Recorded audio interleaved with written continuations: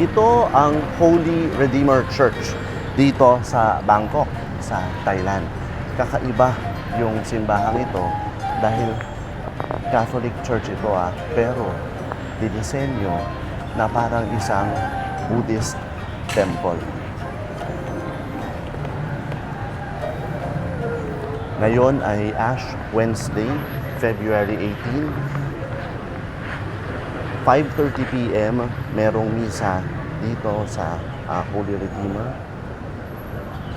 Puno ng mga parokyano at marami dito ay mga Pilipino. Tara, pasok tayo.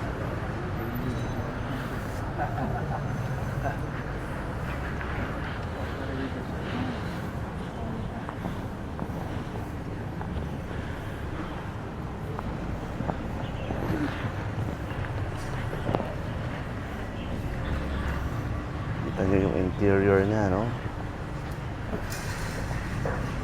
Parang Buddhist temple ang pagkakagawa. Marami raw sa mga parokyano dito ay mga taga-embassy. Mga embassy na nasa paligid nitong simbahan. Multinational ang parokyang ito. Ito, no?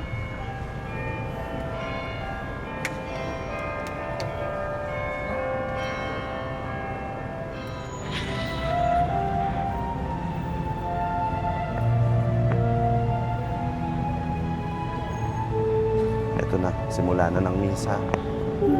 Pasok na tayo ulit.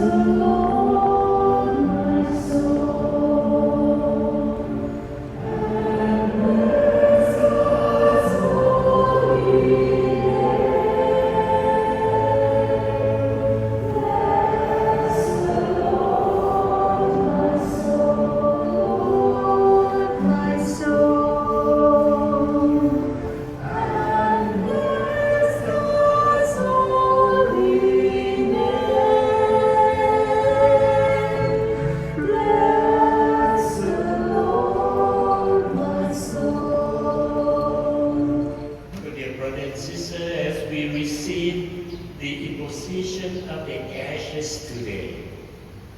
Let us accept it as an experimental symbol of our repentance and reconciliation.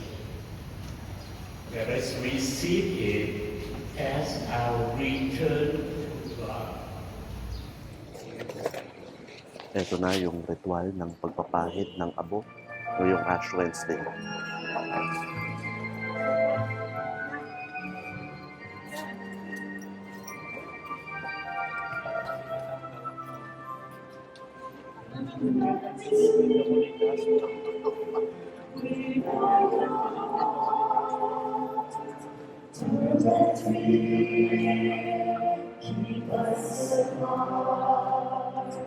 Dito sa Thailand, kung saan karamihan ay Buddhist, tuloy pa rin ang pagdiriwang ng Ash Wednesday. Kita natin ang mga tao nagpapapahid ng abo dito sa Holy Redeemer Church.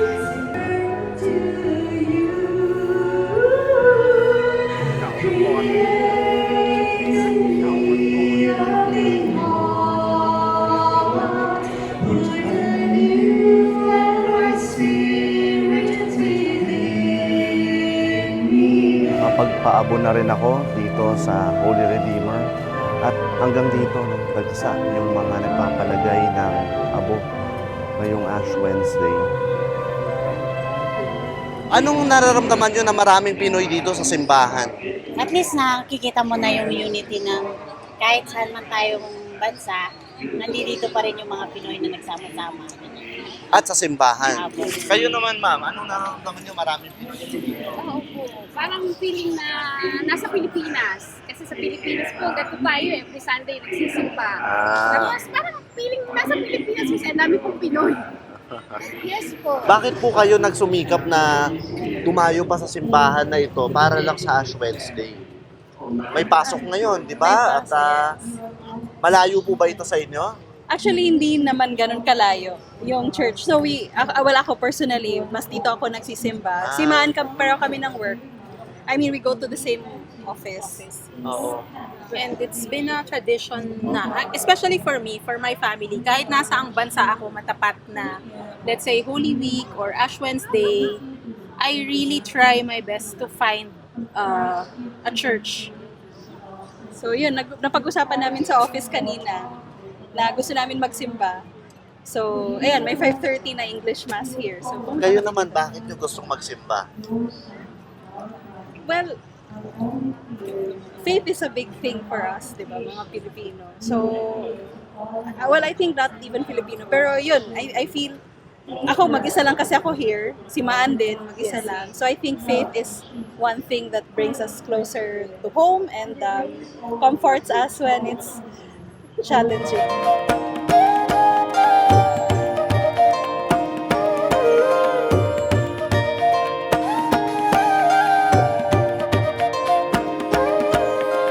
Isang kakaibang puok dasalan, isang simbahang katoliko na mistula ring isang templo.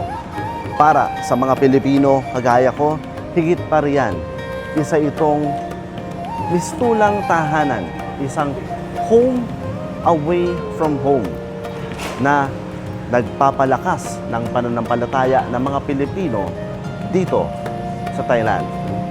Mula dito sa Bangkok, ako po si Paterno West Makel, ang inyong religion reporter.